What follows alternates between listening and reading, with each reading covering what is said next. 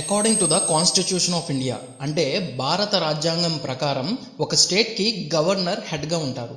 కానీ అదే స్టేట్లో ఎగ్జిక్యూటివ్ అథారిటీ మాత్రం చీఫ్ మినిస్టర్కి ఉంటుంది. కాబట్టి గవర్నర్ పేరిట పరిపాలన జరిగినప్పటికీ అధికారం మొత్తం చీఫ్ మినిస్టర్ అంటే ముఖ్యమంత్రి చేతిలోనే ఉంటుంది. So governor head of the state అయితే CM head of the government అన్నమాట. ఒక స్టేట్కి చీఫ్ మినిస్టర్ని ఎలా అపాయింట్ చేయాలి అనే పర్టికులర్స్ని మన ఇండియన్ కాన్స్టిట్యూషన్లో ఎక్కడా మెన్షన్ చేయలేదు. బట్ ఆర్టికల్ 164 ప్రకారం స్టేట్ గవర్నర్ చీఫ్ మినిస్టర్ని అపాయింట్ చేయొచ్చు. అలా అని గవర్నర్ ఎవరిని పడితే వారిని సీఎంగా అపాయింట్ చేయడం కుదరదు. దానికంటూ కొన్ని ప్రొవిజన్స్ ఉన్నాయి. ఏ పార్టీ అయితే స్టేట్ లెజిస్లేటివ్ అసెంబ్లీ అంటే రాష్ట్ర శాసనసభలో మెజారిటీ ఆఫ్ ద సీట్స్ గెలుచుకుంటుందో ఆ పార్టీ లీడర్ని గవర్నర్ చీఫ్ మినిస్టర్గా అపాయింట్ చేస్తారు. అయితే కొన్ని సందర్భాల్లో ఏ పార్టీకి పూర్తి మెజారిటీ రాకపోవచ్చు. అలాంటి సిచ్యువేషన్స్ ఎదురైనప్పుడు ఎవరిని చీఫ్ మినిస్టర్గా నియమించాలనే నిర్ణయాన్ని గవర్నరే తీసుకుంటారు. దానికోసం ఉన్న పార్టీలలో లార్జెస్ట్ పార్టీ ఏదైతే ఉందో ఆ పార్టీలో ఒక మెంబర్ని లేదా కొన్ని పార్టీలు కలిసి ఏర్పడిన ఒక కూటమిలో ఉన్న సభ్యుడిని గవర్నర్ చీఫ్ మినిస్టర్గా అపాయింట్ చేసి అసెంబ్లీలో ఓట్ ఆఫ్ కాన్ఫిడెన్స్ని ప్రూవ్ చేసుకోమని 1 month టైం ఇస్తారు. అలాగే మీకు తెలిసే ఉంటుంది, లెజిస్లేటివ్ అసెంబ్లీ అంటే విధానసభ లేదా శాసనసభ అండ్ లెజిస్లేటివ్ కౌన్సిల్ అంటే విధాన పరిషత్ అని కూడా అంటారు. సో ఈ విధంగా మన 2 తెలుగు రాష్ట్రాల్లో అసెంబ్లీ అండ్ కౌన్సిల్ అని 2 houses ఉన్నాయి. ఒక వ్యక్తి చీఫ్ మినిస్టర్గా అపాయింట్ అవ్వాలంటే either legislative assembly or legislative కౌన్సిల్లో మెంబర్ అయ్యి ఉండాలి. అయితే ఏ హౌస్లోనూ మెంబర్ కాకపోయినా ఒక వ్యక్తి చీఫ్ మినిస్టర్గా అపాయింట్ అవ్వచ్చు. బట్ విత్ ఇన్ 6 monthsలో ఏదో ఒక హౌస్లో సభ్యత్వం పొందాలి, అంటే ఎలక్ట్ అవ్వాలన్నమాట. అసెంబ్లీలో ఉండే వారందరూ ఎమ్మెల్యేలే ఇంక్లూడింగ్ సీఎం. అలాగే కౌన్సిల్లో ఉండే వారందరూ ఎమ్మెల్సీలు. ఓకే, ఇక్కడ అసెంబ్లీ గురించి మాట్లాడుకున్నట్లయితే ఎలక్షన్స్లో పార్టిసిపేట్ చేసి మెజారిటీ ఆఫ్ ఎమ్మెల్యే సీట్స్ని ఏ పార్టీ అయితే గెలుచుకుంటుందో ఆబ్వియస్గా ఆ పార్టీ గవర్నమెంట్ని ఫామ్ చేయాలి. కాబట్టి ఎమ్మెల్యేలందరూ తమలో ఒకరిని సీఎం క్యాండిడేట్గా ఎన్నుకుంటారు. ఇది డిపెండింగ్ ఆన్ ద కాన్స్టిట్యూషన్ జరుగుతున్న ప్రక్రియ. వాస్తవానికి చాలా వరకు సీఎం క్యాండిడేట్కి ఉన్న ప్రజాదరణ మీద ఆధారపడి సీఎం క్యాండిడేట్ తన పార్టీ తరపున నిలబెట్టిన వారందరూ తమ తమ నియోజకవర్గాలలో ఎమ్మెల్యేలుగా గెలుస్తూ ఉంటారు. పరిపాలనా సౌలభ్యం కోసం గెలిచిన ఎమ్మెల్యేలలో సీఎం కొంతమందిని క్యాబినెట్ మినిస్టర్స్గా, ministers of state and deputy మినిస్టర్స్గా సెలెక్ట్ చేసి వారి యొక్క పోర్ట్ఫోలియోస్ని ప్రిపేర్ చేసి గవర్నర్కి రికమెండ్ ఆర్ అడ్వైస్ చేయడం జరుగుతుంది. ఆర్టికల్ 164 Clause 1 ప్రకారం సీఎం అడ్వైస్ మేరకు మినిస్టర్స్ని గవర్నర్ అపాయింట్ చేస్తారు. ఈ ప్రక్రియ గవర్నర్ ఆధ్వర్యంలో సీఎంతో పాటు కౌన్సిల్ ఆఫ్ మినిస్టర్స్ యొక్క ప్రమాణ స్వీకారంతో ముగుస్తుంది. అనే నేను శాసనం ద్వారా నిర్మితమైన భారత రాజ్యాంగం పట్ల నిజమైన విశ్వాసం, విధేయత చూపుతానని, భారతదేశ సార్వభౌమాధికారాన్ని, సమగ్రతను కాపాడుతానని, రాష్ట్ర ముఖ్యమంత్రిగా నా కర్తవ్యాలను శ్రద్ధతో, అంతఃకరణ శుద్ధితో నిర్వహిస్తానని, భయం కానీ, పక్షపాతం కానీ, రాగద్వేషాలు కానీ లేకుండా రాజ్యాంగాన్ని, శాసనాలను అనుసరించి ప్రజలందరికీ న్యాయం చేకూరుస్తానని దైవ సాక్షిగా ప్రమాణం చేస్తున్నాను. అలా ప్రమాణ స్వీకారమైన క్షణం నుంచి రాష్ట్ర పరిపాలనా బాధ్యత చీఫ్ మినిస్టర్ తీసుకుంటారు. చేసిన ప్రమాణం సాక్షిగా ఒక సీఎం ఉన్నతమైన వ్యక్తిత్వంతో ఉండాలి.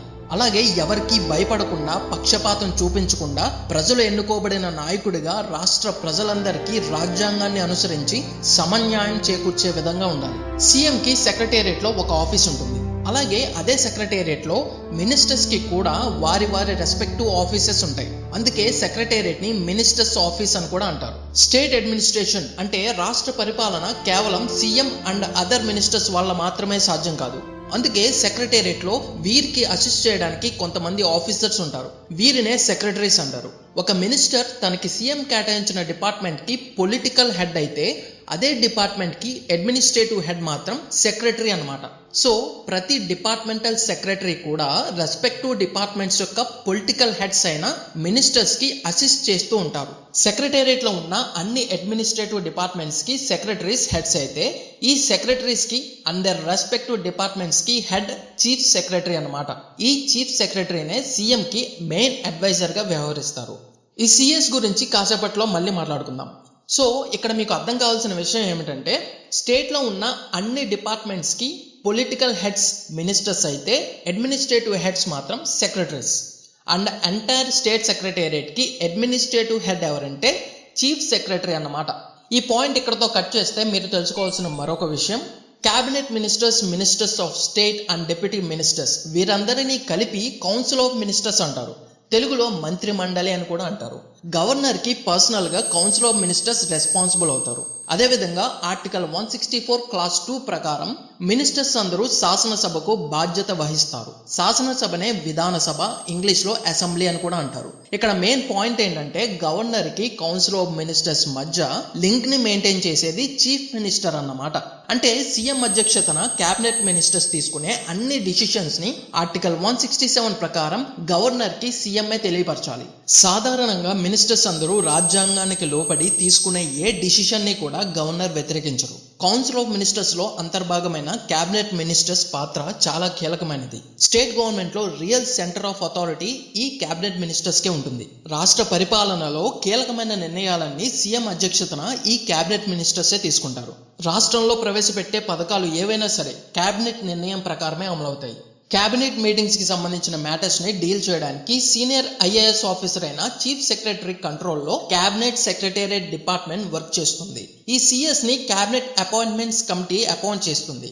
బట్ ఆ అపాయింట్మెంట్ ని చీఫ్ మినిస్టర్ అప్రూవ్ చేయాలి. ఈ డిపార్ట్మెంట్ మెయిన్ గా క్యాబినెట్ తీసుకున్న డిసిషన్స్ ఇంప్లిమెంట్ అవుతున్నాయో లేదో చెక్ చేస్తూ ఉంటుంది. అలాగే గవర్నమెంట్ పాలసీల మధ్య కోఆర్డినేషన్ ఉండేలా చూసుకోవడం, గవర్నమెంట్ ఎజెండా పేపర్స్ ని ప్రిపేర్ చేయడం, క్యాబినెట్ మీటింగ్స్ జరుగుతున్నప్పుడు ఆ విజువల్స్ ని రికార్డ్ చేసి ఆ రికార్డెడ్ కాపీస్ ని governor, CM and council of ministers కి ఫార్వర్డ్ చేయడం మొదలైన ఇంపార్టెంట్ మ్యాటర్స్ ని డీల్ చేస్తూ ఉంటుంది. గవర్నర్ కావచ్చు, సీఎం కావచ్చు, మినిస్టర్స్ కావచ్చు, వారికి సంబంధించిన ఎస్టాబ్లిష్మెంట్ మ్యాటర్స్ ని ముందుగా సిఎస్ఏ అప్రూవ్ చేస్తారు. అన్ని cabinet and sub committee meetings కి చీఫ్ సెక్రటరీ అటెండ్ అవుతారు. CM and cabinet ministers meetings లో మోస్ట్ ఇంపార్టెంట్ మ్యాటర్స్ మీద సిఎస్ అభిప్రాయాన్ని సీఎం అడుగుతారు. అప్పుడు సిఎస్ తన అడ్వైజ్ ని ఇస్తూ ఉంటారు. స్టేట్ లో ఎమర్జెన్సీ సిచ్యువేషన్స్ వచ్చినప్పుడు క్యాబినెట్ మినిస్టర్స్ భేటీ అయ్యి నివారణ చర్యల విషయంలో డిసిషన్స్ తీసుకుంటారు. ఆ డిసిషన్స్ కూడా చాలా బ్యాలెన్స్డ్ గా ఉండాలి. అందుకే క్యాబినెట్ మీటింగ్స్ లో చీఫ్ సెక్రటరీ ప్రెజెన్స్ అనేది చాలా అంటే చాలా ఇంపార్టెంట్. క్యాబినెట్ ఫైనాన్షియల్ మ్యాటర్స్ ని డీల్ చేస్తుంది. అలాగే కొత్త చట్టాలను కూడా చేస్తుంది. సీనియర్ సెక్రటేరియట్ అడ్మినిస్ట్రేటర్స్ ని అండ్ కాన్స్టిట్యూషనల్ అథారిటీస్ ని కూడా అపాయింట్ చేసేది ఈ క్యాబినెటే. కొన్ని సమస్యల అధ్యయనానికి కావచ్చు, కీలకమైన నిర్ణయాలు తీసుకోవడానికి ముందు కావచ్చు, క్యాబినెట్ మినిస్టర్స్ తో కూడిన కొన్ని కమిటీలను అవసరాన్ని బట్టి ముఖ్యమంత్రి ఏర్పాటు చేస్తారు. ఈ కమిటీస్ ఇష్యూస్ ఏవైతే ఉన్నాయో వాటిని సార్ట్అవుట్ చేసి వాటికి పరిష్కార మార్గాలను రూపొందించడమే కాకుండా డిసిషన్స్ కూడా తీసుకుంటాయి. అయితే ఆ డిసిషన్స్ ని సీఎం అధ్యక్షతన క్యాబినెట్ సమీక్షిస్తుంది. క్యాబినెట్ ఒక డిసిషన్ తీసుకున్నాక ఆ డిసిషన్ ని కన్సర్న్ డిపార్ట్మెంట్ లో ఇంప్లిమెంట్ అయ్యేలా చూసుకునేది చీఫ్ సెక్రటరీయే. స్టేట్ పబ్లిక్ సర్వీస్ కమిషన్ కి చైర్మన్ అండ్ అదర్ మెంబర్స్ యొక్క అపాయింట్మెంట్ విషయంలో సీఎం చీఫ్ సెక్రటరీని కన్సల్ట్ చేస్తారు. స్టేట్ గవర్నమెంట్ లో ఉన్న అన్ని డిపార్ట్మెంట్స్ యొక్క ఎంటైర్ యాక్టివిటీస్ ని కోఆర్డినేట్ చేసేది చీఫ్ సెక్రటరీయే. స్టేట్ గవర్నమెంట్ కి మెయిన్ సోర్స్ ఆఫ్ ఇన్ఫర్మేషన్ ఈ సిఎస్ నుంచే వస్తుంది. స్టేట్ లో administration and law and order ని సూపర్వైజ్ చేసేది కూడా ఈ చీఫ్ సెక్రటరీయే. సో దీన్ని బట్టి చీఫ్ సెక్రటరీ యొక్క ఇంపార్టెన్స్ స్టేట్ గవర్నమెంట్ కి ఎంత ఉందో మీరు అర్థం చేసుకోవచ్చు. సీఎం కి అసిస్ట్ చేయడానికి చీఫ్ సెక్రటరీతో పాటు additional chief secretary, additional secretary, additional private secretary, principal advisor, principal secretary, executive assistant, special officer, special secretary, officer on special duty and secretary officers కూడా ఉంటారు. వీరందరిలో ఐఏఎస్ ఆఫీసర్స్ ఉంటారు. అలాగే రిటైర్డ్ ఐఏఎస్ ఆఫీసర్స్ కూడా ఉంటారు. ఇక CM under లో ఉండే ministers గురించి కొంత ఇన్ఫర్మేషన్ బ్రీఫ్ గా చెప్తాను వినండి. స్టేట్ లో కొన్ని డిపార్ట్మెంట్స్ మీద కౌన్సిల్ ఆఫ్ మినిస్టర్స్ లో భాగమైన స్టేట్ మినిస్టర్స్ ఇండిపెండెంట్ ఛార్జ్ తీసుకుంటారు. వీరు క్యాబినెట్ లో మెంబర్ కాదు కాబట్టి క్యాబినెట్ మీటింగ్స్ కి అటెండ్ అవ్వరు. ఒకవేళ వీరి డిపార్ట్మెంట్ కి రిలేటెడ్ ఇష్యూ ఏవైనా క్యాబినెట్ మీటింగ్ లో చర్చించాల్సి వస్తే వీరిని స్పెషల్ గా క్యాబినెట్ మీటింగ్స్ కి ఇన్వైట్ చేస్తారు. ఇకపోతే డిప్యూటీ మినిస్టర్స్, వీరు క్యాబినెట్ మినిస్టర్స్ యొక్క administrative, political and parliamentary duties విషయంలో సహాయపడుతూ ఉంటారు. వీరు కూడా క్యాబినెట్ లో మెంబర్ కాదు కాబట్టి క్యాబినెట్ మీటింగ్స్ కి వీరు కూడా అటెండ్ అవ్వరు. కౌన్సిల్ ఆఫ్ మినిస్టర్స్ లో డిప్యూటీ చీఫ్ మినిస్టర్స్ కూడా ఉంటారు. కొన్ని పొలిటికల్ రీజన్స్ కారణంగా అయితే ఒకరికి లేదా ఒకరికంటే ఎక్కువ మందికి డిప్యూటీ చీఫ్ మినిస్టర్ పదవి ఇవ్వడం జరుగుతుంది. ఆర్టికల్ 164 ప్రకారం మినిస్టర్స్ అందరికీ జాయింట్ రెస్పాన్సిబిలిటీ ఉంటుంది. మరోలా చెప్పాలంటే క్యాబినెట్ డిసిషన్స్ ఏమైనా తీసుకుంటే ఆ డిసిషన్స్ కి all cabinet ministers and other ministers కట్టుబడి ఉండాలి. అలాగే ఆ డిసిషన్స్ ని సపోర్ట్ చేసే విధంగా ఉండాలి. ఒకవేళ ఏ మినిస్టర్ అయినా క్యాబినెట్ తీసుకున్న డిసిషన్స్ ని వ్యతిరేకిస్తే ఆ మినిస్టర్ రిజైన్ చేయవలసి ఉంటుంది. ఈ విధంగా మినిస్టర్ పదవికి రిజైన్ చేసిన వాళ్ళు గతంలో చాలా మందే ఉన్నారు. అంతేకాకుండా ఏ మినిస్టర్ పర్ఫార్మెన్స్ బాగోకపోయినా క్యాబినెట్ డిసిషన్స్ కి వ్యతిరేకంగా ఉన్నా ఆ మినిస్టర్ ని రిజైన్ చేయమని సీఎం కోరవచ్చు, లేదా ఆ మినిస్టర్ ని డిస్మిస్ చేయమని గవర్నర్ కి సీఎం అడ్వైస్ చేయొచ్చు. అలాగే సీఎం అనుకుంటే మినిస్టర్స్ యొక్క పోర్ట్ఫోలియోస్ ని కూడా మార్చవచ్చు. కౌన్సిల్ ఆఫ్ మినిస్టర్స్ తీసుకునే ఎటువంటి డిసిషన్ ని అయినా సరే సీఎం ఇన్ఫ్లుయెన్స్ చేయగలుగుతారు. అలాగే సీఎం మినిస్టర్స్ అందరినీ కంట్రోల్ చేస్తూ వారికి గైడెన్స్ ఇస్తూ ఉంటారు. మినిస్టర్స్ యొక్క యాక్టివిటీస్ మధ్య కోఆర్డినేషన్ ఉండేలా చూసుకుంటూ ఉంటారు. ఆర్టికల్ 174 ప్రకారం ఎమ్మెల్యేలందరూ అసెంబ్లీలో సంవత్సరానికి కనీసం 2 సార్లు సమావేశం కావాలి. అయితే ఈ అసెంబ్లీ సెషన్స్ మధ్య 6 మంత్స్ కంటే ఎక్కువ గ్యాప్ ఉండకూడదు. ప్రస్తుతానికైతే సంవత్సరానికి 3 అసెంబ్లీ సెషన్స్ జరుగుతున్నాయి. Number 1 budget session, and number 2 monsoon session అంటే వర్షాకాల సమావేశాలు, అండ్ నెంబర్ 3 వింటర్ సెషన్ అంటే శీతాకాల సమావేశాలు అన్నమాట. సో ఈ 3 సెషన్స్ లో ఒక్కొక్క సెషన్ మాక్సిమం 50 to 60 డేస్ జరుగుతుంది. అధికార పార్టీలో ఉన్న ఒక ఎమ్మెల్యేని రిమైనింగ్ మెంబర్స్ అందరూ అసెంబ్లీకి స్పీకర్ గా ఎన్నుకుంటారు. ఈ స్పీకర్ ఎన్నికల్లో కూడా సీఎం ఇన్ఫ్లుయెన్స్ ఉంటుంది.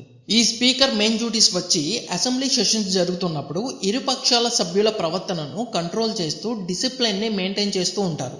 సభలో ఎవరి ప్రవర్తన బాగోకపోయినా వారిని సస్పెండ్ చేసే పవర్స్ స్పీకర్ కి ఉన్నాయి. అధికార పక్షం ప్రవేశపెట్టే ఏ బిల్ అయినా సరే అది ఆర్డినరీ బిల్లా లేక మనీ బిల్లా అని స్పీకర్ డిసైడ్ చేస్తారు. స్పీకర్ డిసిషన్ ఏదైనా సరే దాన్ని ప్రశ్నించే రైట్ ఏ కోర్టుకి లేదు. చీఫ్ మినిస్టర్ అసెంబ్లీకి లీడర్, అందుకే సీఎం ని లీడర్ ఆఫ్ ద హౌస్ అంటారు. అసెంబ్లీ సెషన్స్ ఆర్ శాసనసభ సమావేశాలను స్టార్ట్ చేయమని లేదా ముగించమని గవర్నర్ కి సీఎం అడ్వైస్ చేస్తూ ఉంటారు.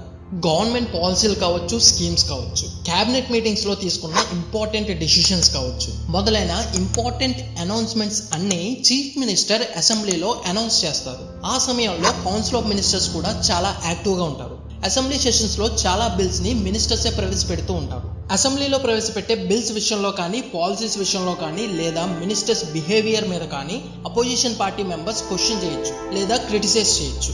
ఆ సమయంలో ఆ మినిస్టర్ సాటిస్ఫాక్టరీ ఆన్సర్ ఇవ్వాల్సి ఉంటుంది. అలా ఇవ్వలేని పక్షంలో సీఎం లీడ్ తీసుకుని అపోజిషన్ కి సాటిస్ఫాక్టరీ ఆన్సర్ ఇస్తారు.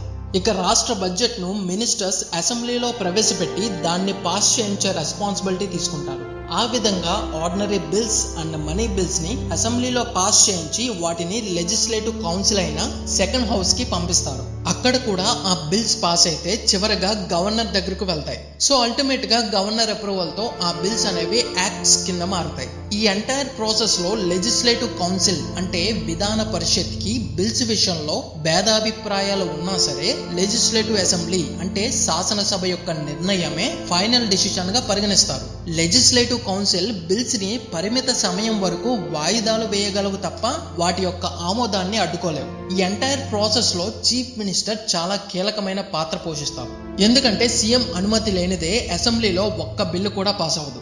స్టేట్ కి కాన్స్టిట్యూషనల్ హెడ్ గా ఉన్న గవర్నర్ తన అధికార విధుల నిర్వహణలో CM and council of ministers యొక్క సజెషన్స్ ని తీసుకుంటూ ఉంటారు. ఫర్ ఎగ్జాంపుల్ స్టేట్ లో ఉండే ఇంపార్టెంట్ అఫీషియల్స్ అయిన advocate general, state election commissioner, chairman and members of the state public service commissioner మొదలైన పోస్టుల రిక్రూట్మెంట్ ప్రాసెస్ లో గవర్నర్ కి చీఫ్ మినిస్టర్ అడ్వైస్ చేస్తారు. ప్రభుత్వ పథకాలను కావచ్చు, సంక్షేమ కార్యక్రమాలను కావచ్చు, రాష్ట్ర ప్రజలకు చేరువయ్యేలా చేసేది డిస్ట్రిక్ట్ కలెక్టర్సే. So chief minister collectors conference arrange చేసి వేరియస్ ఇష్యూస్ మీద కలెక్టర్స్ కి గైడెన్స్ ఇస్తూ ఉంటారు. లైక్ ప్రజలతో ఎలా ఇంటరాక్ట్ అవ్వాలి, వారి సమస్యలను ఏ విధంగా సార్ట్అవుట్ చేయాలి, illegal activities like corruption, sand mafia, illegal mining మొదలైన వాటిని ఏ విధంగా డిస్ట్రిక్ట్ లెవెల్లో అడ్డుకోవాలి అనే అనేక అంశాల మీద డిస్ట్రిక్ట్ కలెక్టర్స్ కి chief minister guidance or orders ఇస్తూ ఉంటారు.